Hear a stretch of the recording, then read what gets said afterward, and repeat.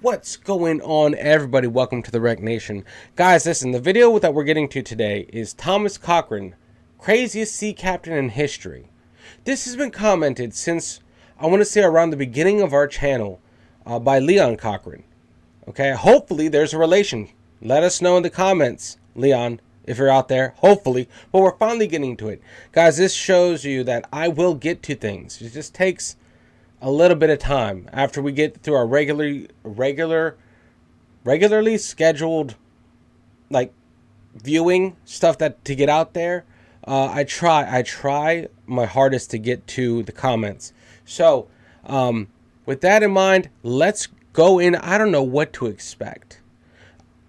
I'll try to, obviously this goes on Rumble first, and then who knows when this will get on to YouTube. But here we go. Ready, guys? Let's dive in. I have no idea what we're getting into. Ready? 3, 2, 1, let's go.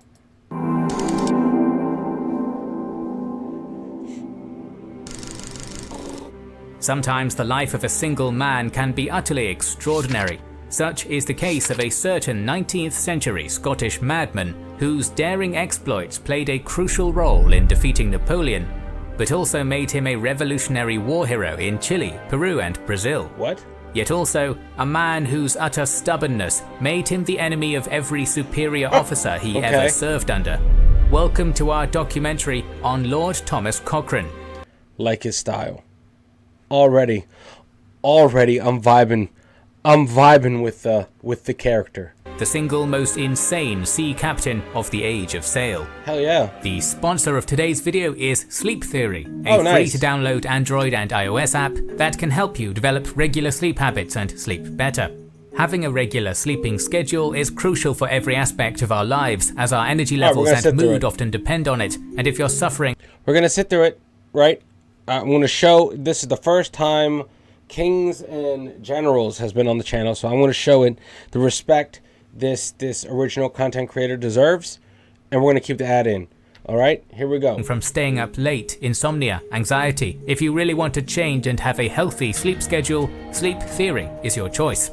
We've been using Sleep Theory ever since its developer Knox Limited approached us, and the results are eye-opening and helpful. All that is because of the app's main functions, such as professional sleep aid music and peaceful sounds, the sleep tracker and daily sleep report, free blue light filter, 478 breathing technique training, and the US Navy technique to fall asleep in 3 minutes. The US Navy technique to fall asleep in 3 minutes? Is that just extreme exhaustion? The free blue light filter is a screen light. We highly recommend Sleep Theory to our viewers, and this is how you install it. Support our channel and improve your sleep habits by pressing the link in the description or the pinned comment. Sweet dreams. And for those of you that don't like sleep, we are sponsored by Euphoric Coffees. Go pick yourself up a pound of the Adventure Blend from areas in the nation. All right, check that out. Ask me about the coffee in the comments if you guys are interested. Helps if you're in the U.S. I've had some issues shipping outside the U.S., as in I haven't yet. It's been kicked back by customs. Thomas Cochrane was born in 1775 in Ansfield, Scotland, to Anna Cochrane and the 9th Earl of Dundonald, Archibald Cochrane. The Cochranes were the direct descendants of a lowland Scottish clan, whose origins are traced to a Viking warrior from around the 9th century, and the name itself is derived from an old Gaelic portmanteau meaning the roar of battle. The Cochranes had a long history of military service to the British Empire. Members of the clan had fought and died in the War of Spanish Succession, served as loyalists during the Jacobite Rebellion, and even partook in the French and Indian Wars in the New World. Spanish Succession. And what else? Hold on. Had fought and died in the War of Spanish Succession. No idea. Served as loyalists during the Jacobite Rebellion? No idea. What are those? What are those? I have no idea what those are. Rebellion, and even partook in the French and Indian Wars in the New World, and the family was affectionately nicknamed the Fighting Cochranes. Fighting Cochranes. From a young age, Thomas wished to add to the Cochranes' fighting legacy by joining the Navy. but against his wishes, his father had him enlisted in the 104th Regiment of the King's Army. The young Scot hated army life, particularly the rigid dress code, stating this in his autobiography: "My hair, cherished with boyish pride, was plastered back with a vile composition of candle grease and flour. My neck, from childhood open to the lowland breeze, was cased in an inflexible leathern collar." Oh. Cochrane fled back to his father, begging him to send him to sea rather than spend one more day in the army. This was the first time Cochrane showed defiance in the face of authority, and it would become a theme for the rest of his life. On July 28, 1793, Thomas Cochrane entered the Royal Navy as a midshipman. It was a position that he earned largely due to his family's influence. At 17, he was a few years older than most other midshipmen. Nevertheless, he made the most of his late start, eagerly learning every intricacy of naval life, impressing his superiors with his natural leadership abilities and voracious curiosity. Cochrane had joined the Royal Navy when trouble was brewing on the continent. The French King Louis XVI had recently lost during the Revolution, and the newly established French Republic had declared war upon monarchies of Europe that would seek to reimpose a king on them. Thus, much of Cochrane's naval career was defined by war with the French and their Spanish allies. Cochrane spent much of his first 2 years of service on the 38-gun frigate HMS Thetis, where he was promoted to acting lieutenant. Thetis was active on the eastern seaboard of the United States, seizing American merchant ships bound for French harbors. After 4 years in North America on various vessels, Cochrane returned to Britain in 1798. By then, the European war front had become more dire.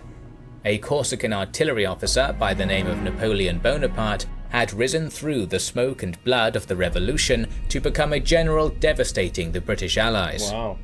Bonaparte had his eyes set upon an invasion of Britain itself, and the only thing standing in his way was the Royal Navy's dominance at sea. Meanwhile, other big names among British seamen were making names for themselves, as Britain was still celebrating Horatio Nelson's victory over the French at the Battle of the Nile. This only further invigorated the fighting Scot to The Battle of the Nile? How much history is out there, guys? Are you telling me each country has their own history? What? seek out glory of his own. That's crazy. I don't know anything about Cochrane's that. connections in the Scottish aristocracy managed to get him appointed as an 8th lieutenant aboard the HMS Barfleur, flagship of the British fleet in the Mediterranean, captained by the acting admiral, Lord Keith. For around a year, Cochrane served as part of a fleet of 15 ships operating off the coast of southern Spain, managing to keep a fleet of 20 Spanish warships blockaded in Cadiz. Meanwhile, many of Cochrane's peers resented the relative speed at which he had advanced in the ranks, and this enmity would soon come to a boil. The young Scot found himself butting heads with the Barfleur's first lieutenant, Philip Beaver.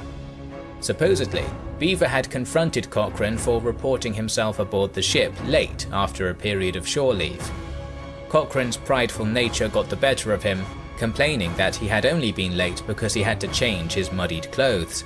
For quarrelling with his superior, he found himself court-martialed. What? He was offered an opportunity to apologize to Beaver, but refused.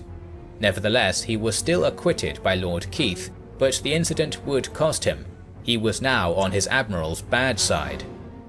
In January of 1800, the Mediterranean fleet was dispatched to Italy to join forces with Horatio Nelson. While ashore on Sicily, Cochrane had the opportunity to meet Britain's most famous admiral. Nelson was a celebrity, and Cochrane looked up to him. Cochrane's autobiography mentions a particularly laconic piece of advice given to him by Nelson: "Never mind maneuvers, always go at them." Cochrane would take this advice to heart. A month later, Nelson seized a squadron of French ships off Malta, and Cochrane was tasked with delivering one of the prize frigates into British hands at Fort Mahon through enemy-infested waters. A storm nearly sunk his quarry, but he prevailed. For his success, he was promoted and appointed commander of the HMS Speedy. Unfortunately, Speedy was a tiny sloop equipped with only a handful of 4-pounder cannons, which Cochrane called a species of gun little larger than a blunderbuss. Cochrane even found his new living quarters impossibly cramped, with barely room to stand straight, sit properly, or even shave. Love that. So he's like, hell yeah, go out and get it. He's like the epitome of, he's very eager to learn and improve and go up the ranks and then finally they're like, let's get him out of our hair. Let's give him a promotion. And everyone's like, oh man, not a promotion. And then everyone's like, well, wait, a promotion to the Speedy. And everyone's like, oh, I see what you're doing. It's just, oh man, gotta love militaries. It is possible that this appointment was a form of punishment by Lord Keith, who hoped to shackle the impudent Cochrane to a small, insignificant vessel, dooming him into obscurity. If this was truly the intention, it would end up backfiring spectacularly. The path of destruction that Thomas Cochrane would embark upon commanding this vessel would be the first of many adventures that would cement him into legend. The journey of the HMS Speedy began on April 22nd of 1800 with an immediate success. Cochrane was a mere month into his first cruise when he captured a French privateer vessel off the coast of Cagliari. Within the next 3 months, 3 more small vessels were captured, while dozens more were harried, which put Cochrane back in the good graces of his superiors. Cochrane regarded his early conquests as modest, as he had larger ambitions. Following winter, Cochrane really began to employ his legendary cunning. His sloop had been patrolling the eastern Spanish coast for the better part of December, and on the 21st of that month came upon a vessel they perceived to be a well-laden Spanish merchant. Speedy drew closer to investigate, only for the target to raise its gun ports, revealing itself as a frigate of war. Cochrane had no intention to risk battle with a vessel far superior in firepower to his, nor was his tiny brig able to outsail the foe. Luckily, he had space and time to spare. He ordered his ship painted to resemble a Danish brig, and brought a Danish-speaking quartermaster on deck. He instructed the quartermaster to tell the Spaniards the Speedy was plague-ridden, and that spooked the frigate away. It wouldn't be the last time the cunning commander would employ false colours, as Cochrane kept a collection of various flags aboard his ships for much of his career. The next few months saw Cochrane's successes continue to pile.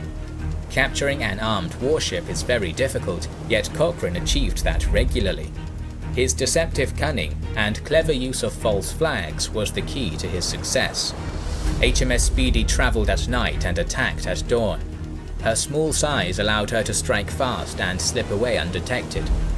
One notable engagement saw Cochrane once more fly a Danish flag to approach a French and a Spanish brig off the coast of Catalonia.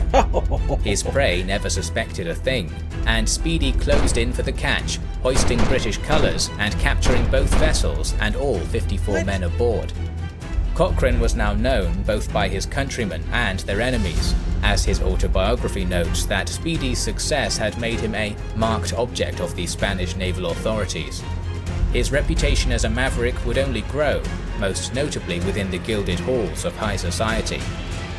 In February of 1801, the young commander purchased a ticket for a fancy ball in Malta, hosted by some aristocratic French royalists in exile. Cochrane dressed himself for the occasion in a British sailor's garb he described as honourable a character as Greek, Turkish and other Oriental disguises in vogue. Nevertheless, he was barred entry at the gates, his outfit considered too rustic. A heated argument ensued with a French officer, followed by a challenge to a duel. The following morning, the pair met with pistols in hand. Cochrane shot the Frenchman through the waist, while he himself passed unscathed. Cochrane put back to sea later that month. It was business as usual once more aboard HMS Speedy, as it returned to harrying the vessels of Napoleon and Spain on the coasts of the Mediterranean. By the morning of May 6th of 1801, Speedy had already captured or sunk 17 vessels off the Spanish coast, and was now cruising the coasts of Barcelona. There she came across a peculiar vessel on the horizon, and tacked on the breeze to investigate. As it turned out, it was the El Gamo, a Xebec-class Spanish frigate, which likely had been deployed specifically to eliminate the menace that was Speedy. Cochrane knew his situation was dire, as Gamo was a heavy warship bearing 32 cannon and 319 crewmen. Speedy, on the other hand, had only 54 hands on deck and 14 cannons, which lacked power and range. Admiral Nelson's words rang true in the daring Scotsman's mind. Never mind maneuvers, always go at them. Cochrane ordered his crew to hoist an American flag and make directly for the Gamo. The Spaniards hesitated, unwilling to risk a diplomatic incident by firing on what could be a neutral vessel. This allowed Cochrane to approach so close to Gamo that he could see the whites of her crew's eyes. Speedy's yardarm locked with Gamo's rigging, and from there the jig was up, and Cochrane gave the order to let fly.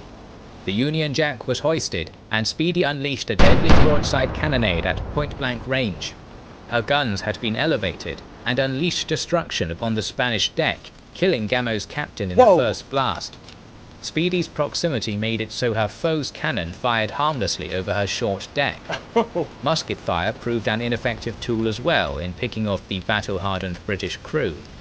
Twice the Spaniards attempted a boarding party, and twice Speedy veered out of range and fired another broadside. Cochrane soon realized it was time for the coup de grace, stating, "Our rigging being cut up and the Speedy's sails riddled with shot, I told the men that they must either take the frigate or be themselves taken." And so, Speedy once more latched onto Gamo, and Cochrane and his crew blackened their faces with soot so as to appear more terrifying. From there, the British boarded the frigate from the bow and stern, a fierce melee of pistols, axes and cutlasses ensuing, with Cochrane at the centre of it all. That's crazy. Always a quick thinker, the daring commander ordered his men to haul down the Spanish flag flapping over the mainmast. This was a brutal strike to Spanish morale, for they now believed their officers had given up the ship and laid down their arms to surrender. Gamo was taken as a prize and sailed to Fort Mahon. Following that, Speedy continued upon its cruise of destruction. By July of 1801... Why didn't they give the ship to him? The big one. But you know what though? They gave him a perfect like guerrilla style sailing ship. If that's what that's what he's using it for. Just in and out, just quick, just speed. Speedy. Got it. But still, like, why didn't they give him the big ship? She had captured, sank or ran aground a mind-boggling 53 enemy ships, becoming the scourge of the Mediterranean. And yet, all things must come to an end. In the end, it took 3 massive French ships of the line bearing over 70 guns each to capture the tiny sloop, cornering her off the coast of Alicante. Cochrane was taken aboard one of the warships, Disgrace, and presented his sword to the captain. The Frenchman declined out of respect for his foe, saying he would not take the sword of an officer who he had for so many hours struggled against impossibly. Cochrane's captors treated him with kindness, and the Scotsman in particular notes the French admiral Charles-Alexandre Linois, who held him in high regard and often asked him for nautical advice. Cochrane witnessed the British defeat at the Battle of Algeciras from the deck of the Disgrace before he was eventually released in a prisoner exchange and sent to Gibraltar. On July 18, 1801, Thomas Cochrane stood aboard the deck of the 80-gun HMS Pompey to face a military court for the capture of HMS Speedy. However, he knew that the slew of unlikely victories he had won on his little sloop outweighed the cost of its eventual loss. Sure enough, Cochrane was honourably acquitted. With that out of the way, he had expected 3 things: a swift promotion to post captain, a shiny new frigate to command, and a return to the bountiful fame of Napoleonic warfare. Unfortunately, none of this would come to pass. The Royal Navy brass dragged their feet, and for 3 months he watched rival officers get promoted ahead of him. Although he was finally appointed post captain on August 8th, he had become resentful towards the British Admiralty, publicly berating the Lord Admiral St. Vincent, an act which would earn him ire from the aristocratic oligarchy that was British Naval Command. On May 18, 1803, Britain declared war on Napoleonic France once more. Cochrane, who had been unemployed during a year-long truce, was delighted to finally be deployed. Unfortunately, his ill-advised aggressions had come back to haunt him, as the vengeful Lord St. Vincent saw to it that the new post captain was stiffed again. Cochrane was appointed to command the HMS Arab, a destitute 6th-rate frigate which he equated to a flat-bottomed cargo hauler rather than a Royal Navy warship, lamenting that she would sail like a haystack. For the next year, Cochrane was relegated to patrolling northern Europe, remarking that it was literally naval exile in a tub. However, in May 1804, St. Vincent was replaced by Lord Melville, who had more appreciation for Cochrane's achievements, and in autumn gave Cochrane command of a vessel worthy of his talents, the HMS Pallas. She was a brand new, top-of-the-line 5th-rate Thames-class frigate, armed with 36 cannons. Her deck was nearly twice as long as the HMS Speedy, and had a crew capacity thrice as large. Pallas was a sleek weapon of destruction. By the turn of 1806, HMS Pallas had become an infamous menace to both France and Spain. I love that. This dude is just a constant thorn. I applaud those. In the service that can stick it out and stay a thorn in the sides of the chain of command, because it's easily broken that attitude against the I guess your superiors. You know, all it takes is a couple bad hands, and then you kind of break, and you're like, fine, I'll do whatever it takes. But there's some that are just built different. They're like, okay, you want to hold some grudges? I'll make this shit work. Gives me some tackling fuel for sure. And this is what this guy had, man. This is awesome. In one cruise along the Azore Islands, she had captured 4 Spanish treasure galleons heavily laden with New World silver, depriving the Spanish treasury of millions of dollars worth of capital. Cochrane was then deployed to the coasts around the Bay of Biscay, where he harried a dozen more French vessels. Pallas's most noteworthy action came on the 5th of April 1806. Cochrane heard word of a squadron of French corvettes anchored down the estuary of the Garonne River. The waters and coastline did not make open battle favourable. Thus, Cochrane waited patiently for nightfall and anchored his frigate at the mouth of the river estuary. From there, he appointed his lieutenant John Haswell to take 180 of his crewmen and embark upon the boarding boats, rowing upriver along the shoreline under cover of darkness. Sure enough, this boarding party came upon a ship at anchor, Tapageuse, a 14-gun corvette serving as a guard ship for the rest of the French vessels upstream. At 3 AM, the crew of the Pallas launched themselves upon Tapageuse, catching the Frenchmen by surprise. After a brief but fierce skirmish, the British sailors prevailed, inducing the enemy's surrender. Yet things were soon to go sideways, for the shouts and musket fire from the melee had alerted the vessels upriver. Before Lieutenant Haswell was able to weigh Tapageuse's anchor and return to the Pallas, his men were intercepted by another French gun brig. A broadside gunfight ensued, in which Haswell managed to use the captured vessel's cannon to subdue the foe. Despite this, the prize ship suffered damage to her rigging, stranding the majority of British seamen upriver. At sunrise, the crew remaining aboard the Pallas itself spotted 3 French corvettes bearing down upon them from the coastline. Cochrane was now vulnerable, as the majority of his men were still with Haswell far upstream. At full capacity, Pallas could potentially outgun 3 corvettes, but with only a paltry 40 men on her deck, it was a hopeless fight. Thinking quickly, Cochrane ordered his skeleton crew to fasten rope yarns to the furled sails. Then, in one motion, all the yarns were cut at once, loosing all sail in one go, giving off the illusion that Pallas was manned by a full crew. In Cochrane's own words, the maneuver succeeded to a marvel. No sooner was our cloud of canvas thus suddenly let fall than the approaching vessels hauled the wind and ran off along shore. Oh shit. Oh man, you gotta know how to bluff.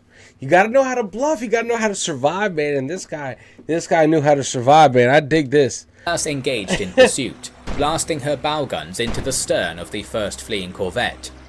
These were the only guns they had the ability to man, unbeknownst to the French captain, who deliberately ran his vessel aground upon the shore in a panic, the shock of the impact collapsing the vessel's mainmast. With one ship subdued, the vicious Cochrane relentlessly pursued the remaining 2 corvettes. Both ran themselves aground and wrecked their vessels rather than risk battle with Pallas. Overall, with only 1 frigate and a handful of boarding boats, Cochrane and his men had decommissioned 4 French warships and captured 1. Wow. It was a stunningly unlikely victory, won through iron will and quick wit. In the summer of 1806, Cochrane returned to Britain as a triumphant war hero, his fearless raids off the Bay of Biscay having earned him no small amount of fame. Napoleon himself, the newly crowned Emperor of France, had taken an interest in this particularly prolific captain's trail of destruction, and personally ordered his capture, bestowing upon him a new title, Le Loup de Mer, the Sea Wolf. Oh, that's dope. Never one to rest on his laurels, Cochrane was far from finished with his seaborne marauding. In August of 1806, he was appointed to the HMS Imperieuse, a sturdy 38-cannon frigate that was significantly more powerful than Pallas. Imperieuse soon became an icon of glory for the British Navy, and a consistent scourge to France. It would be in 1808 when Cochrane hit his stride once more off the coasts of Spain. This was a year when the British Army was embroiled in a desperate land struggle across the Iberian Peninsula against their Napoleonic foe, and Cochrane's naval contributions to the war effort were invaluable.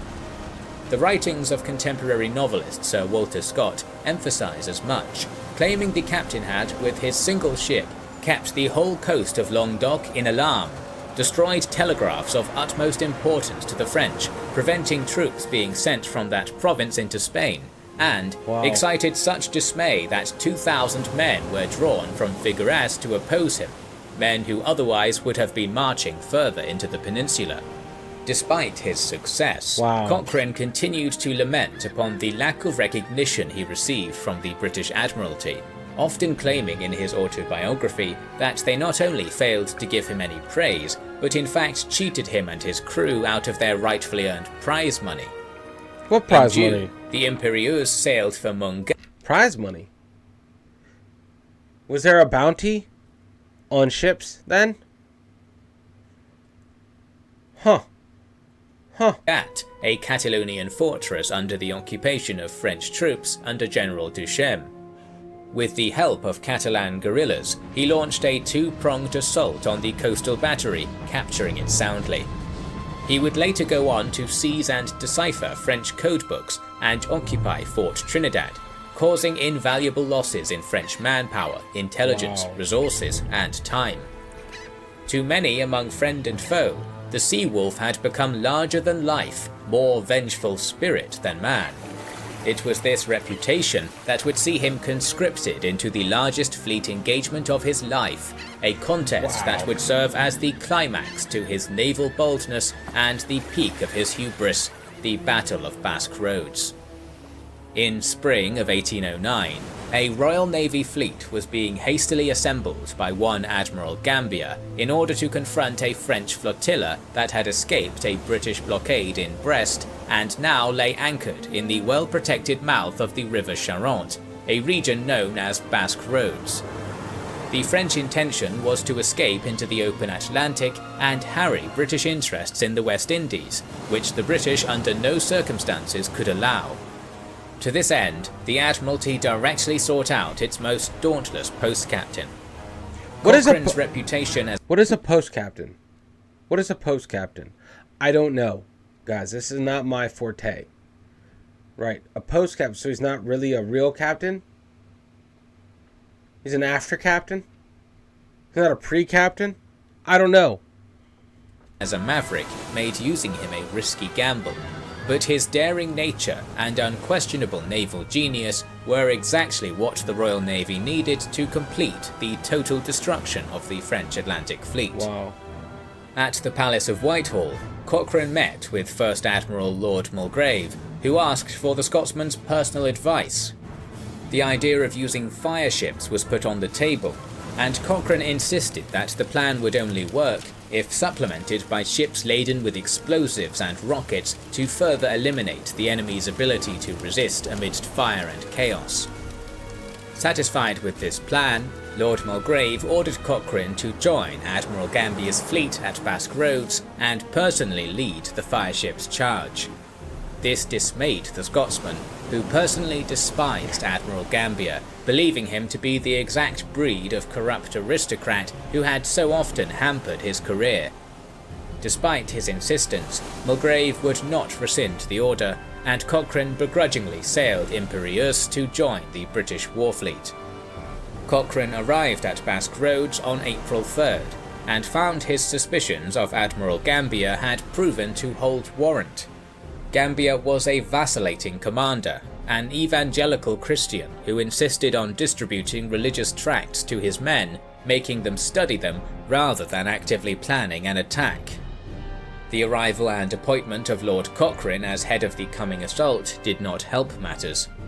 One Admiral Sir Eliab Harvey was enraged that he had been snubbed of the role in place of a junior officer, and fiercely denounced Gambier, calling him a psalm-slinger, as well as claiming, "I never saw a man so unfit for the command of the fleet. If Admiral Nelson were here, he would not have anchored in Basque Roads at all, but would have dashed the enemy at once." Harvey had been the captain of the HMS Temeraire. He was a hero of the Battle of Trafalgar, yet he was sent to London and court-martialed all the same. His departure was an ill omen for the British fleet. The two fleets stood 9 miles apart from one another in an indefinite standoff. The French column, commanded by Admiral Zachary Almont, was comprised of 11 ships of the line and 4 frigates, organised into 2 rows, wedged between the tiny Ile d'Aix and the perilous shallow Boyard Shoal. Furthermore, a fortified garrison, complete with operational gun batteries, sat firmly on the island's northern edge. With both sides inaccessible to the British vessels, the French had secured their flanks and were firmly wedged in. Realising there was no time to waste, Cochrane asked for permission to convert the transport ships in Gambier's fleet into fireships and explosive vessels, which was granted. 3 explosion vessels were prepared, their holds packed with 1,500 barrels of gunpowder stuffed into casks and tied together, supplemented by 3,000 hand grenades, all tied to a long fuse lit from the ship's stern, giving its brave crew around 15 minutes to scuttle off in a lifeboat before the big detonation. 8 more prepared fire vessels arrived on April 10th, sent by Lord Melville. Having prepared his deadly squadron of suicidal vehicles, Cochrane asked Gambier for permission to begin the attack post-haste and charge straight for the French line. Gambier refused, denouncing the Scotsman's head-on tactics as sheer foolhardiness. This infuriated Cochrane, who countered that further delay would lead to the French admiral doubtlessly catching on to the fireship plan and putting safeguards in place, inevitably leading to the loss of more British lives. Sure enough, the next morning's sun revealed the existence of a massive boom that barricaded the narrow channel between the fortress at Daix and the Boyard Shoal. Furthermore, Admiral Almont had in fact been made aware of the British fireships, and had ordered the front row of his ships of the line to point forward to present a smaller target. 70 canoes were deployed to wait by the boom, equipped with towing lines so as to tug any approaching fireships out of harm's way, while the French frigates too sailed ahead of the fleet to guard the harbour chain against British incursions. As day turned to dusk on April 11th, the winds began to churn, turning the coastal seas into a choppy tempest. It was at this time that Gambier finally approved the fireship's assault, perhaps taking advantage of the poor conditions to discourage Cochrane. Nevertheless, the Seawolf was undeterred and pressed forward with his plan. His crew was made up purely of volunteers, as fireships fell outside the conventional boundaries of warfare, and sailors captured by the enemy while operating them would not be taken prisoner, but instead executed. Wow. At around 8 p.m, 3 explosive ships barreled down towards the French boom, taking advantage of the flood tide. One was captained by Frederick Maillat, one of Cochrane's most trustworthy officers, while the Seawolf captained one himself, taking the lead. At around 8:30, Cochrane determined that his floating bomb was around 10 minutes away from the boom. He commanded his crew immediately proceed to the lifeboats to evacuate and personally lit the fuse, creating a countdown for his vessel's imminent explosion. Together they boarded the dinghy and rowed vigorously against the currents to get out of range of the incoming blast, only to discover about 100 yards out that they had left their mascot dog on board. Refusing to let his pooch get blown up, Cochrane rowed back for the floating time bomb, climbed aboard, grabbed the dog, and jumped back into the dinghy, once more rowing away with extra vigor. This man, right here, this man, legend. Right there, legend. Go back for the dog. That's my dude. The only thing you can trust in this life is a dog. The floating bomb hit the boom, and a massive explosion illuminated the night sky, a veritable fireworks display of destruction. The explosive vessel was torn apart, and in turn shredded the massive chain that stood between the Royal Navy and its foe. 10 minutes later, Maillat's vessel collided with what remained, creating a second eruption, which scattered the French canoes that had been waiting to tow away the attackers. This annihilation completely dumbfounded Admiral Almond, for fireships were one thing, but in no world could he imagine his opponent creating explosive vessels, a monstrosity that disregarded every convention of civilized warfare. The third explosion vessel had run aground and been put out of commission, but the way was now cleared and it was time for the inferno. At 9:30 p.m, 20 British fireships began their way down the channel. The French frigate Vanguard quickly cut their anchor lines and fled hastily back towards the main fleet. Yet the fireships soon encountered trouble. The choppy currents made their navigation perilous, causing many captains to panic, then light and abandon their ships too early, causing the burning husks to drift harmlessly into the shoals on either side of the channel. However, the stormy sea worked too in the British favour, rendering the waters too perilous for their French foes to manoeuvre. Of 20 fireships, 4 managed to make it into the French anchorage, and from there, chaos was the order of the night. A flaming vessel latched onto the 74-gun Régulus, causing the ship of the line to crash into its fellow French torpedo. Oh my god! Several more ships were set alight as rockets flared chaotically across wooden decks. Men drowned diving overboard to escape the flames, creating a scene of panic incarnate. By daybreak, it was revealed that of 14 French ships, all but 2 had been damaged and run aground on the nearby mudflats in an attempt to evade the fires, rendered completely immobile. Cochrane had since made it back to the Imperieuse and knew that the time to strike was now, when the enemy was trapped and helpless. Yet Admiral Gambier refused to give the order. Cochrane was floored with disbelief, unable. Couldn't you say he accidentally fell on his sword? Yeah, he tripped and fell. Gambier tripped and fell down the steps. Crazy, right? Boy. To comprehend how a man with 11 battleships and 7 frigates at his disposal refused to engage an enemy who at current had only 2 operational vessels. By noon, the Océan and 4 other French ships had been put back afloat and were retreating deep into the mouth of the River Charente. Knowing that total victory was slipping out between his fingers, Cochrane committed an act of blatant insubordination, launching HMS Imperieuse deep into the Gulf alone to take on the entire French fleet single-handedly, saying later in his own words, "It was better to risk the frigate, or even my commission, than suffer a disgraceful termination to the expectations of the Admiralty." What? Imperieuse engaged the beached vessel Calcutta, with the 2 warships exchanging deadly broadsides, with the British frigate at an immense advantage. Simultaneously, Cochrane ordered his bow and stern cannons fired into the Aquilon and Ville de Varsovie respectively. Beached they may have been, but a single frigate was still engaged in a duel with 3 ships of the line twice its size. Soon, the Calcutta surrendered and was captured by Cochrane's crew. It was at this point that Gambia finally sent some backup into the channel, unable to let one impetuous captain take on the entire French navy. 5 frigates and 2 ships of the line entered Basque roads. Calcutta was abandoned and set aflame, while the Aquilon and Ville de Varsovie quickly surrendered. A 4th ship, Tonnerre, was scuttled by its own crew.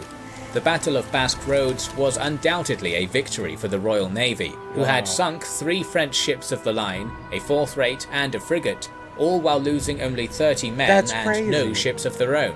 However, had Gambia shown any initiative, the entire French Atlantic fleet could have been destroyed in the space of the morning, whereas now the majority of it would live to fight another day. Cochrane remained infuriated by Admiral Gambia's incompetence, and upon returning to England, publicly shamed him for his conduct. Defiance in the face of authority was nothing new to Cochrane, but never before had he been so enraged or so viciously ripped into the personal character of such a powerful, well-connected man. Gambia demanded a court-martial to determine his innocence. Naturally, the tribunal was stacked with aristocrats sympathetic to him, and the admiral was exonerated from all wrongdoing, while Cochrane, known for his impudence, had suffered a dire blow to his reputation. That's ridiculous. This incident compelled Cochrane to refuse further naval appointments, and from 1809 onwards, the Wolf of the Sea focused on his career as a member of the British Parliament. Indeed, Cochrane had pursued political ambitions since 1806, when he'd first been elected as a representative of the Riding of Honiton, and later Westminster, acting as MP concurrently with his naval service. He used his position to campaign for hard naval reforms, becoming an outspoken critic of the corruption in the Royal Navy. The following years saw Cochrane's popularity increased with the common people, as he continued to relentlessly campaign against the aristocrats. Yet, he had few friends in Parliament, and near none amongst the Lordship and Admiralty. In 1814, Cochrane was implicated in a great stock exchange fraud, accused of deliberately misleading the public about Napoleon's death to increase the value of his government securities shares. You know what happens? It's like you have to play chess with it, especially when things aren't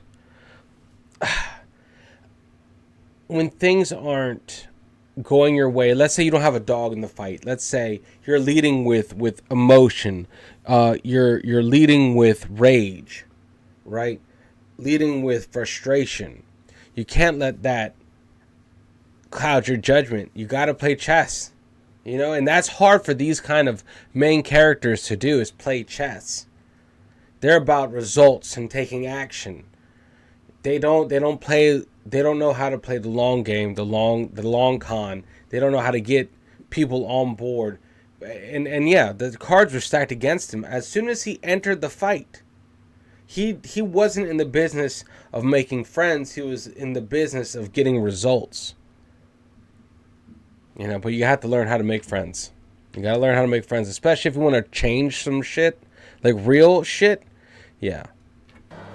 Naturally, the young lord protested his innocence, but his words fell deaf upon the courts, who had likely been bought out by his many shadowy enemies, acting vindictively upon him for his attempts to disrupt their status quo. As punishment for his alleged fraud, Cochrane was dishonourably expelled from Parliament and formally discharged from the Royal Navy, an institution he had won countless victories for. His honours were revoked, and he was sentenced to 12 months in jail. It was there, in the dour walls of King's Bench Prison, that this chapter of the Sea Wolf's story came to an end. In 1815, Napoleon was finally defeated at Waterloo, and his demise brought an end to the war that had defined the entirety of Cochrane's naval career.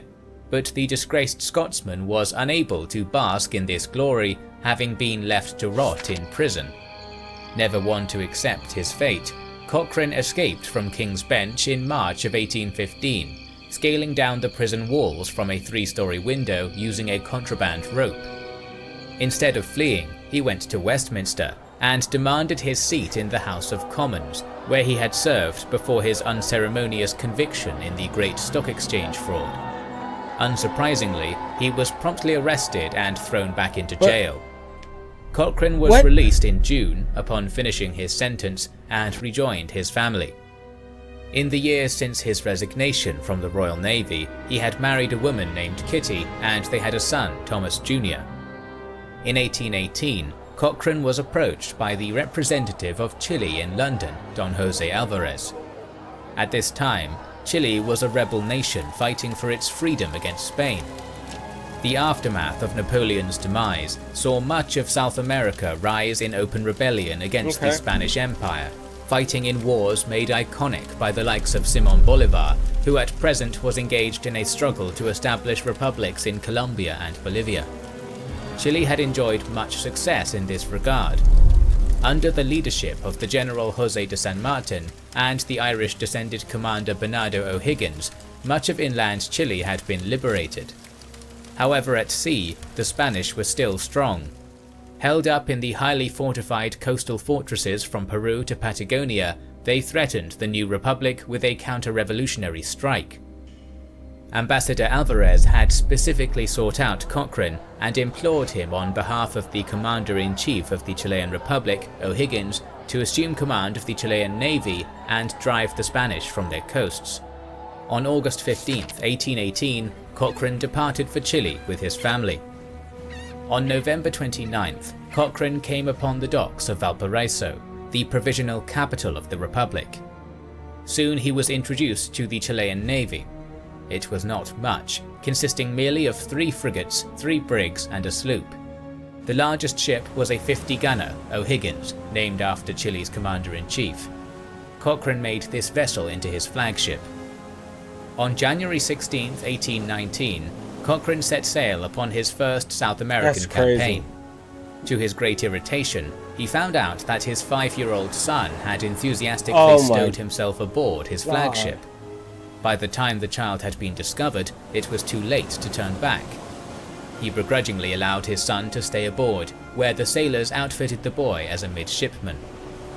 One of the Spanish fortresses in the region was the harbour town of Callao, where Spanish ships could resupply their soldiers under the protection of a massive beachfront fortress. Cochrane made Callao his target, for he had received intel that the 2 most powerful frigates in the Spanish fleet, Esmeralda and Venganza, were anchored there.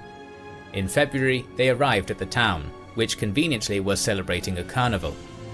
Cochrane's plan was to cut into the harbour with 2 of his warships while the town was distracted by the festivities, board the 2 Spanish frigates, and make off with them as a prize. Yet, as the O'Higgins and Lautaro made forth, a thick fog blanketed the rocky anchorage, making it far too dangerous to approach and costing them valuable time. The fog soon lifted, revealing the Chilean advance to the 350 guns stationed on the nearby fortress. Fully manned and ready to unleash hell, it turned out that Callao had not been as taken by merriment as they had hoped. Lautaro quickly listed off to safety, leaving Cochrane aboard the O'Higgins to bear the brunt of the oncoming cannonade. The Scotsman immediately made maneuvers to veer out of range, but to his horror, he saw his toddler son run on deck, enthusiastic to join in the action. A Spanish cannonball whizzed over the deck, blowing off the head of a nearby marine and splattering Tiny Tom in blood. Cochrane stood paralysed in terror until the child shouted, "I am not hurt, Papa, the ball did not touch me." Cochrane quickly tacked his vessel out of cannon range, all the while ordering his son to be carried back below. Not wanting to miss the action, Tom struggled and screamed until he was allowed to stay. The O'Higgins managed to escape with little damage. Unfazed, Cochrane engaged in an exchange of prisoners with the fortress, trading captives he had taken from a royalist gunboat for indentured Chileans. During these talks, the Spanish viceroy demanded to know why a British officer would serve a nation of continental rebels. Cochrane replied, "A British nobleman is a free man, capable of judging between right and wrong, and at liberty to adopt a country and a cause which aim at restoring the rights of oppressed human nature. The Spaniards remembered all too well the terror that Cochrane had caused them aboard HMS Speedy 20 years earlier. Man. Cochrane was pleased to hear that Spanish sailors had a nickname for him, El Diablo. The devil? Having What? exhausted all his avenues into Callao, Cochrane turned to the south and set his sights upon Valdivia. While O'Higgins respected Cochrane, he refused to lend him funds and manpower for an assault on that city, as it was widely considered to be the most impregnable redoubt in all South America. Chile would never be secure while Valdivia remained Spanish, but attacking it was considered suicide. But Cochrane never cared about the odds. So in December of 1819, the Sea-Wolf sailed southwards with only his flagship, fully intending to take on Latin America's most fortified stronghold alone. On January 17th of 1820, the O'Higgins arrived at Coral Bay, an estuary upon which 7 heavily garrisoned fortresses stood firm. These land batteries formed the main obstacle between Cochrane and the city of Valdivia proper, which lay 16 miles upriver. Success was paramount, both to maintain the Sea-Wolf's near-mythic reputation and to stay in good graces with the Chilean government. Luckily, the campaign got off to a good start. Cochrane had employed his classic false flag technique, flying Spanish colours in the bay. When the royalist brig Potrillo listed towards the shore, she was promptly deceived and captured. Aboard Potrillo was $20,000 and a highly detailed sea chart of the harbour of Valdivia. Having performed a satisfactory reconnaissance, the O'Higgins sailed up the coast and travelled to Talcahuano Bay, where the local Chilean governor levied 250 men for the Sea-Wolf's cause.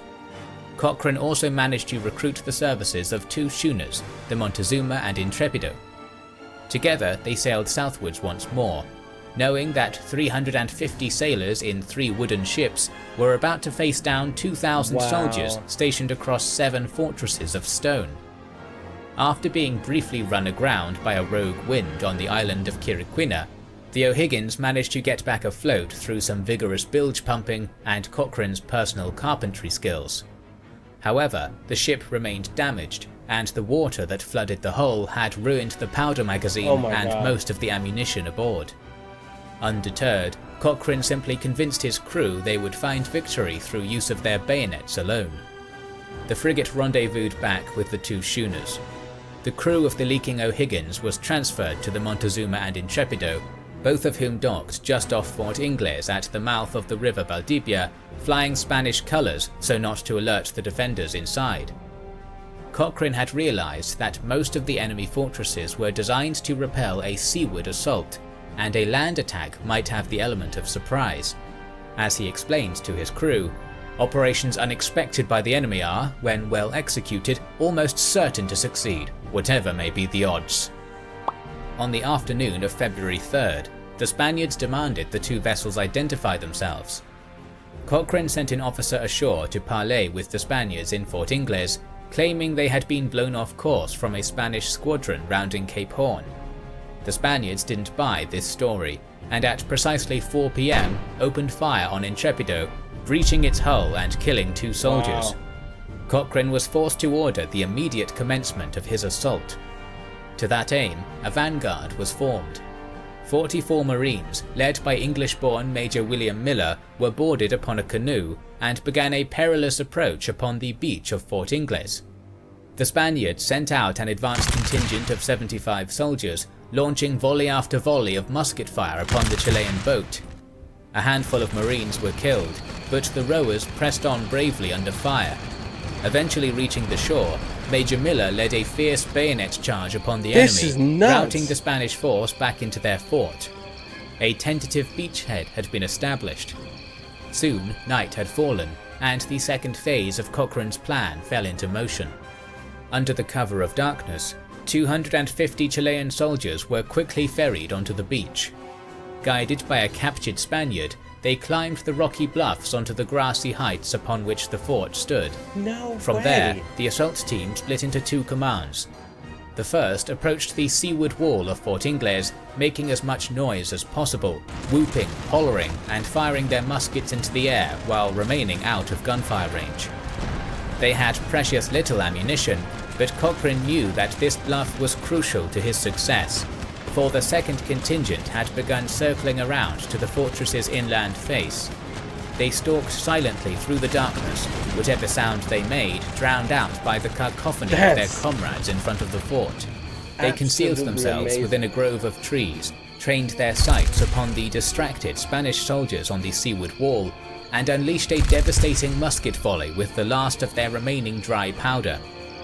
In the ensuing chaos, the Chilean soldiers raised their bayonets and charged their enemy, screaming horrible war cries to appear all the more monstrous. The Spaniards, gripped by darkness, confusion and death, succumbed to terror and evacuated Fort Ingles, fleeing towards the neighbouring Fort Carlos. They were pursued relentlessly by Cochrane's men, who impaled the panicked royalists as they ran. Oh my god, As the Spanish garrison of Ingles fled towards the neighbouring Fort San Carlos, the commander of the battery frantically ordered its gates open to receive the refugees. In the shroud of night and amidst the chaos of terrorized men, the Seawolf's warriors slipped right in through the open doors and began hacking away at the Spaniards inside. Once more, the combined garrisons of Ingles and San Carlos abandoned the second battery and fled towards Fort Amagos.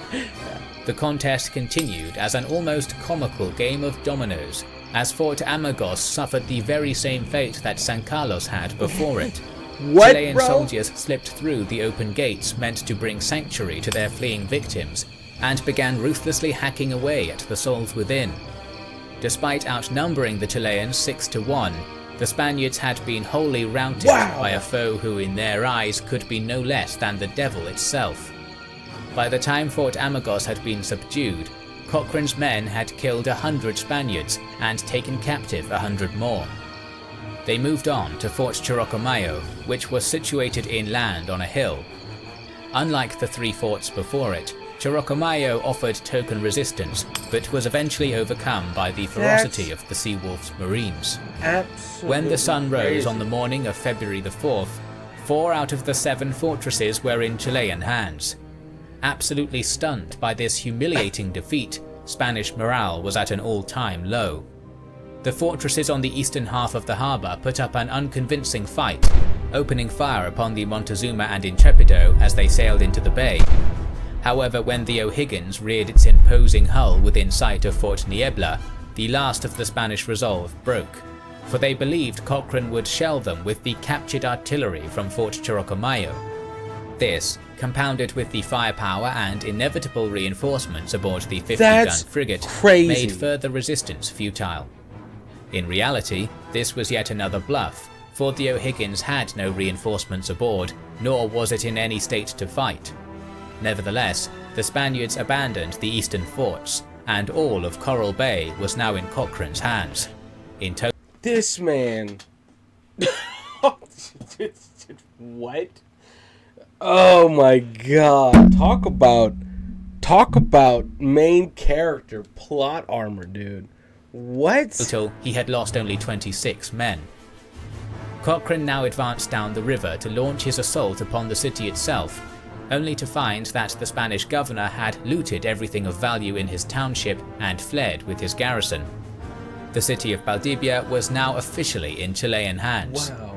Despite the sacking, there was plenty of booty to be had.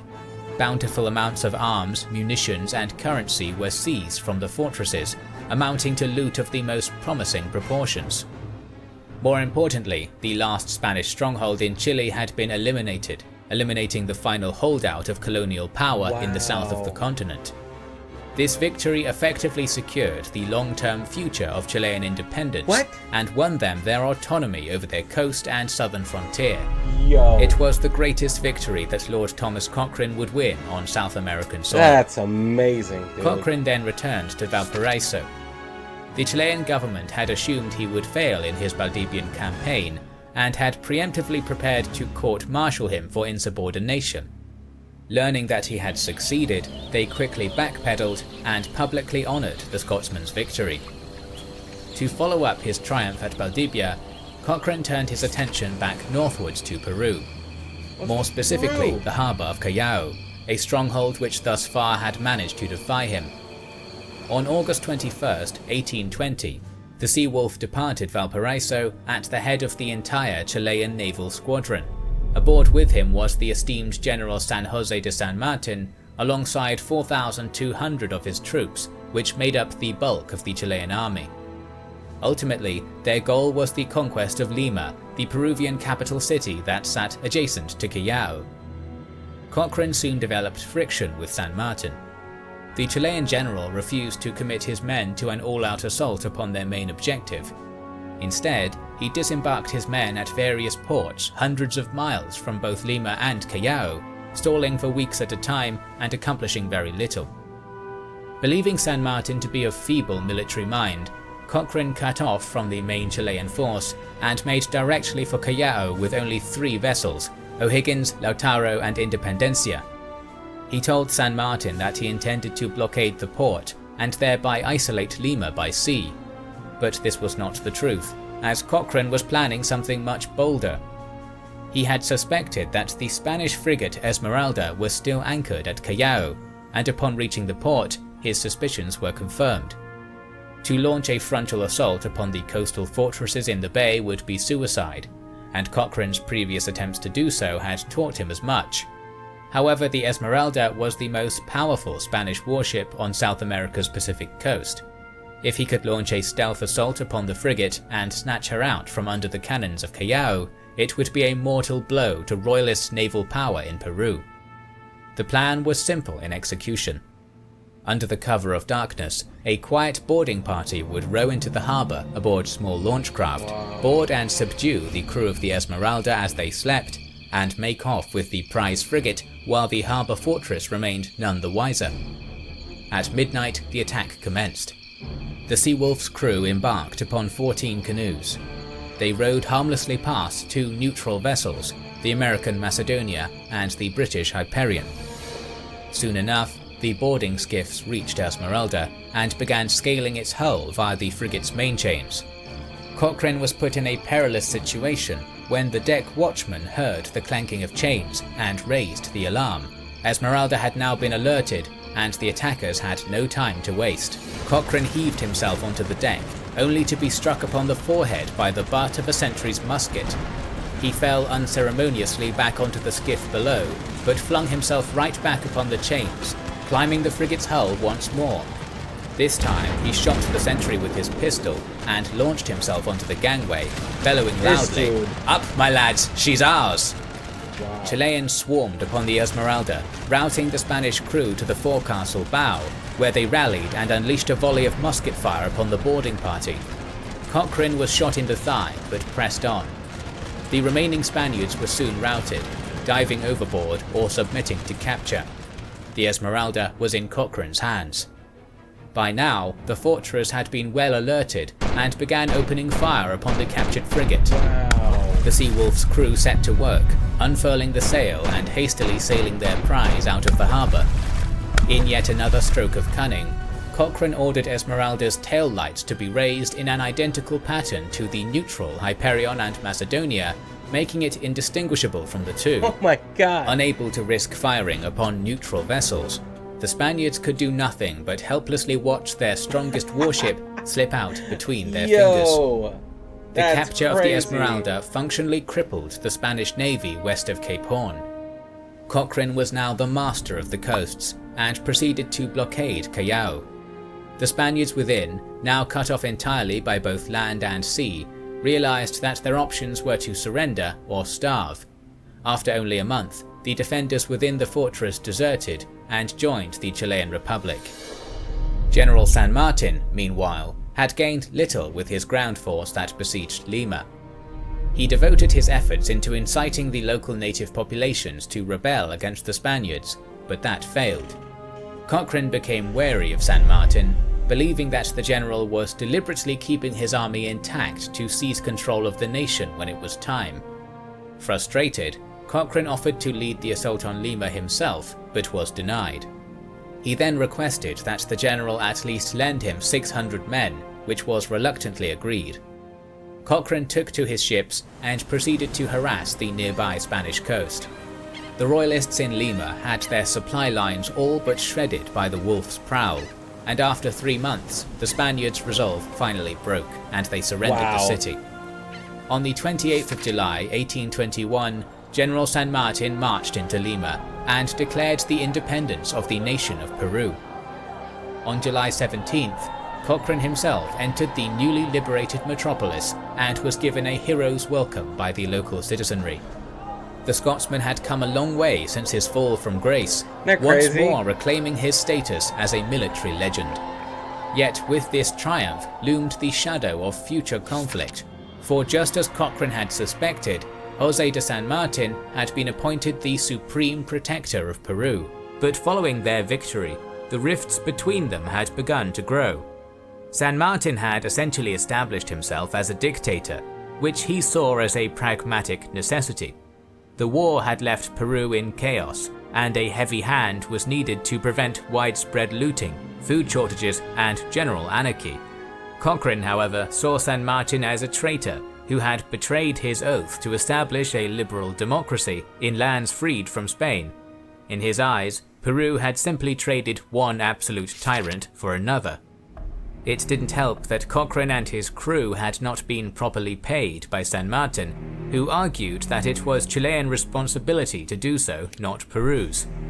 The Scotsman resolved this in typical Cochrane fashion, by tracking, boarding, and looting a schooner transporting the state treasury of Peru, and using the funds to pay himself and his sailors exactly what they were owed. Naturally, this caused a public outcry, and Cochrane quickly went from war hero to dangerous wildcard in the eyes of the Peruvian people. His uncompromising idealism, stubbornness, and complete lack of discretion had alienated him from the very government he had literally just helped create. Cochrane returned to Valparaiso, where the local Chileans still held him in high regard. It was there, in November of 1822, that the Sea-Wolf received a letter from one Antonio Correa de Camara, a Brazilian agent operating out of Buenos Aires. It was a tantalizing proposition. Cochrane was being offered command of the Brazilian Navy. At first, he didn't intend to accept, but civil strife was brewing in Chile, and the Scotsman had no intention of getting involved. With his mind made up, he addressed the Chilean people with a fiery oration. "Chilenos, my fellow countrymen, you know that independence is purchased at the point of a bayonet. Also know that liberty is founded on good faith and on the laws of honor, and that those who infringe upon these are your only enemies." With that, he sailed away from the country he had helped liberate, never to return. That's crazy. Much like the Spanish, he basically set him up and dipped out after they kind of turned their back. He's catching all the L's, like the big L's, like the life L's. You know, like countries don't back him up, and countries and autocracies stab him in the back. Not like a battle went sideways. No, like the big L's, like his home bases are denying him, and that is frustrating. Side of South America, the nation of Brazil was currently embroiled in an independence struggle against its own colonial father, Portugal. Although as far as revolutionary wars go, this one was unique. In 1807, Napoleon's armies had overrun the Portuguese kingdom, forcing its royal family to flee to their wealthiest colony across the Atlantic. During this period, Brazil had become the de facto capital of the Portuguese Empire, and as such its people were afforded the highest status and privileges. In 1815, Napoleon had been defeated, and Portugal's ruling family was called upon to return to their newly liberated mother country.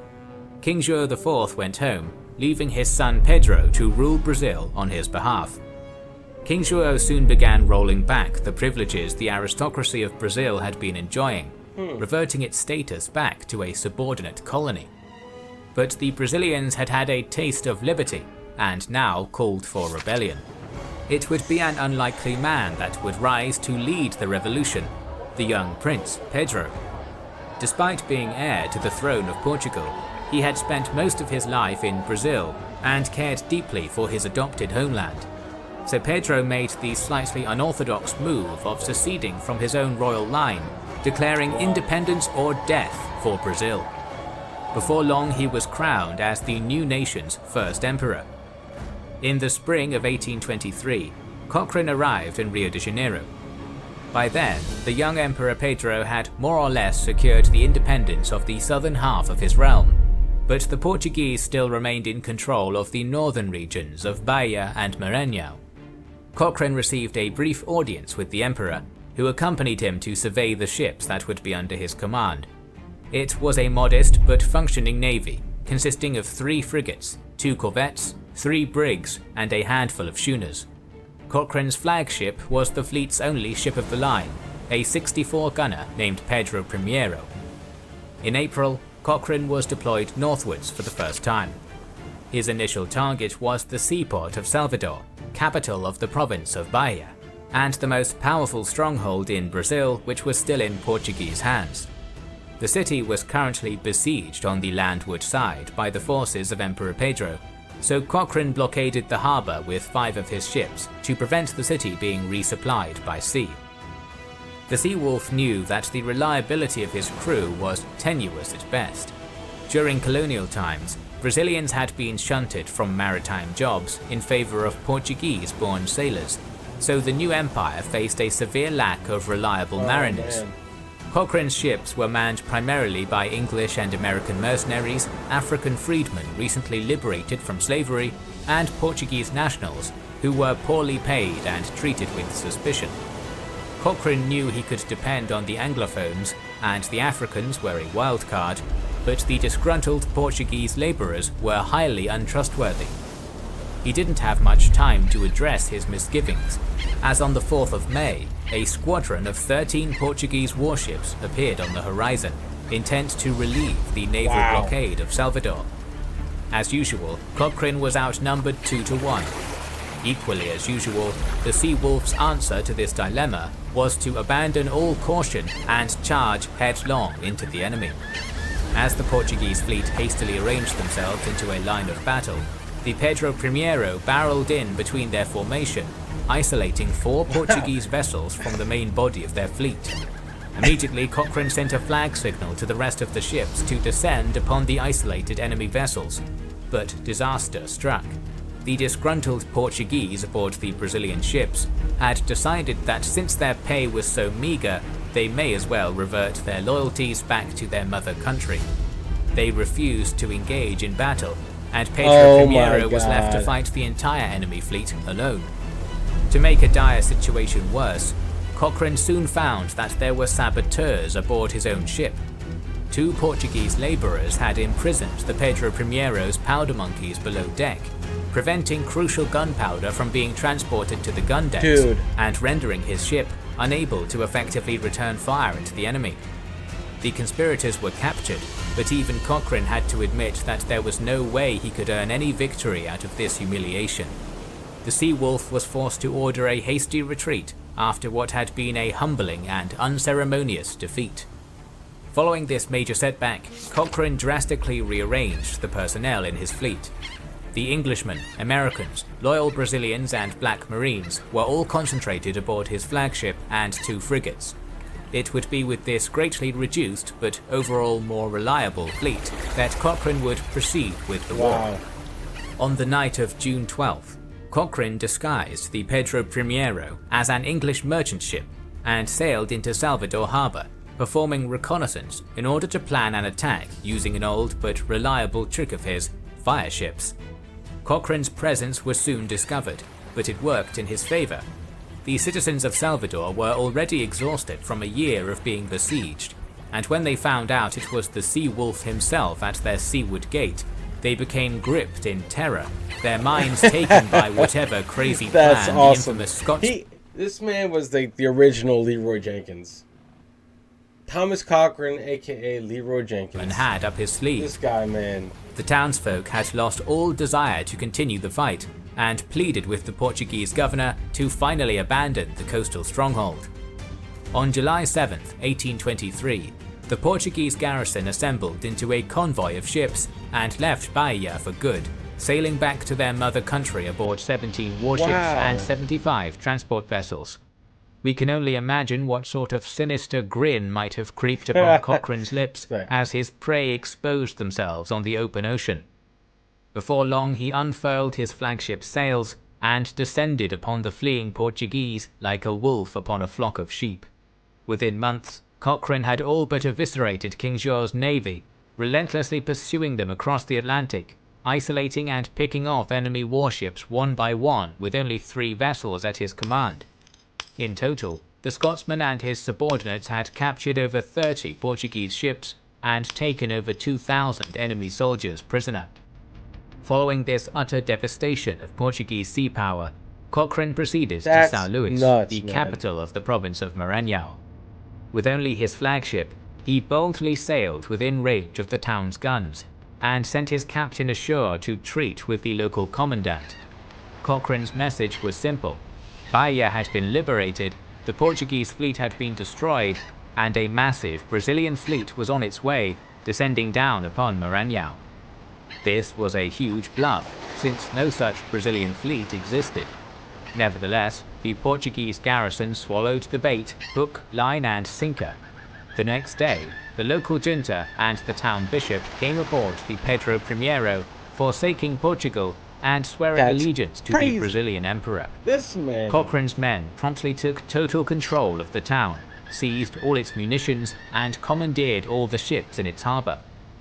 Cochrane returned to Rio in 1824, where he once more received a hero's welcome and was granted the non-hereditary title of Marquis of Maranhão by Emperor Pedro. That same year, a new rebel movement emerged in the province of Pernambuco, led by wealthy landowners who opposed the Brazilian emperor's liberal reforms. Cochrane sailed north once more and helped to quickly crush the rebellion.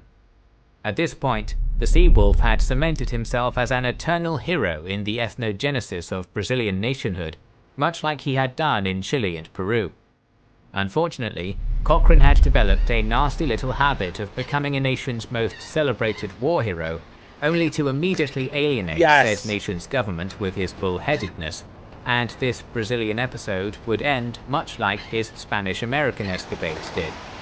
Throughout the revolution, Emperor Pedro's government had insisted on a policy of reconciliation with the former Portuguese landowners still living in Brazil, returning the wealth and property seized during the war to their original owners. This was an affront to Cochrane, who had seized the equivalent of some 12 million modern US dollars worth of booty during his time in Brazil, and insisted that he was owed at least 1/8 of the total take, as was proper. This boiled over in 1825, when Cochrane once more took his payment into his own hands, sacking Brazilian merchant ships anchored at São Luís do Maranhão and making off with the public funds in their holds. Outraged, the Brazilian government demanded that the Scotsman return to Rio, but Cochrane had absconded aboard a frigate, and after a 7-year absence, made his way back home to Britain. But as it turned out, Cochrane's homecoming tour would be brief, as once more a new nation was calling for his aid. While the people and culture of Greece were ancient, its modern nation was very new and forged in rebellion. Get out of here, man. Get out of here. I'm over it. What the hell? And he had a family? I mean, I doubt it. I doubt it for long. Jeez. You know, back then, you just sow your seed and dip, and you're like, survive, child. You carry my name. That is it. That's crazy. Like, this man just, like, someone's gotta need some killing. Like Major Payne, if you guys know that movie. This man, crazy. After nearly 4 centuries of Ottoman rule, the Greeks in the Ottoman Empire had risen up in 1821 and had been fighting a desperate war of survival ever since. The Greek struggle had evoked sympathy across Western Europe. Many saw the rebellion as a righteous holy war against their Turkish oppressors. Meanwhile, the educated elites of Western Europe had gobbled up classic Greek literature since the advent of the Renaissance, and called upon their governments to help liberate the land of Socrates, Sophocles, Euripides, and Demosthenes. All of this was very tantalizing to Cochrane, who despite being over 50, still craved action, adventure, fame, and glory. After the Greek committee in London sent the legendary Seawolf a letter asking him to assume command of the Hellenic navy, he readily agreed. However, there were a few wrinkles to iron out first. Having felt cheated out of his pay in Peru and Brazil, Cochrane demanded an upfront payment of £37,000 from the Greeks, an exorbitantly high sum. He also insisted that a fleet of steam-powered warships be built for the war effort. Steam-powered vehicles were still a brand new invention in the 1820s, but Cochrane had long been an eager supporter of the technology. However, due to incompetence in the production line, none of Cochrane's commissioned steamships were completed fast enough to influence the Greek war effort, and the delay they caused in Cochrane's deployment cost the Greek revolutionaries heavily in time and resources. On March 17, 1827, Cochrane finally arrived in Poros. By then, the rebellion was in dire straits. The Greek leaders mounting the resistance had descended into vicious infighting, while the Turks' Egyptian allies were ravaging the Peloponnese in a devastating invasion. Things did quickly turn around the moment Cochrane stepped ashore. The Seawolf was legendary. By now, everyone was well aware of his track record against Napoleon and across South America. His mere presence was a massive boost to Greek morale, and he quickly used his clout to help unite the feuding Greek generals, who were finally able to agree on one man to lead them, the statesman Ioannis Kapodistrias. Unfortunately, the rest of Cochrane's endeavours in Greece went rather poorly. He had never developed a rapport with his Greek troops the way he had earned the loyalty of those of Chile and Brazil. He considered the Hellenes in his crew poorly trained and mightily undisciplined. In reality, the Chilean and Brazilian navies had been pretty much non-existent before Cochrane's arrival, allowing him to create a hierarchy and military doctrine from the ground up. Meanwhile, the makeshift Greek navy had enjoyed much success before Cochrane took command of them, forcing the Seawolf to adapt to a pre-existing style of irregular naval warfare he was not used to. On the 5th of May, 1827, an attempt to liberate Athens by laying siege to the Acropolis ended in disaster, largely because Cochrane couldn't stop quarrelling with his fellow Briton Richard Church, the man who had been appointed to lead the Greek army. Their collective failure to execute a successful invasion resulted in the deaths of thousands of Greeks. From that point on, Cochrane no longer played a major role in the Greek struggle for independence, although his participation in the war did indirectly lead to the intervention of the great powers of Britain, France, and Russia, who defeated a Turco-Egyptian fleet at Navarino in 1828, securing the independence of southern Greece. Nevertheless, the Seawolf's legacy in Hellas is considered a stain in an otherwise remarkable naval career. It would take Cochrane several years to recover from his failures in the Peloponnese, as he grappled with his own shattered sense of self-worth. His fighting days were now over. Over the years, the British Parliament that had originally driven him from his homeland had begun to recognise his value once more, slowly becoming sympathetic to him. On May 2, 1832, Cochrane was finally pardoned for the stock fraud and was reinstated as an officer of the Royal Navy of Great Britain, and all the honours he had earned in the Napoleonic War were returned. Cochrane was promoted to Rear Admiral of the British Navy. He never saw direct combat again, living his days in semi-retirement, where he continued his experiments with modern technology, pouring funds into the continued research and development of steam-powered engines.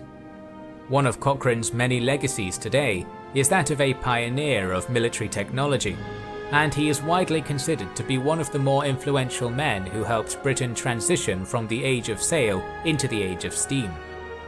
In 1860, an elderly Seawolf wrote an extensive autobiography of his life and adventures, the same tome we've referred to throughout this series. Dude.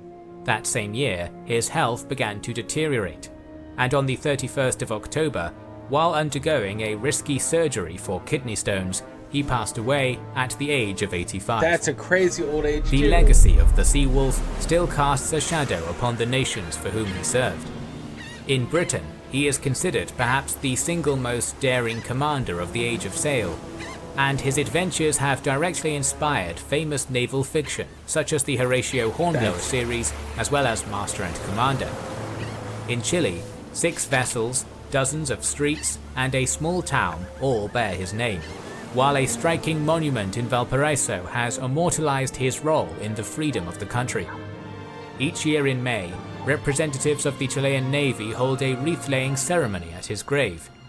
Many in Peru and Brazil today still honor Cochrane's crucial role in the liberation of their nations.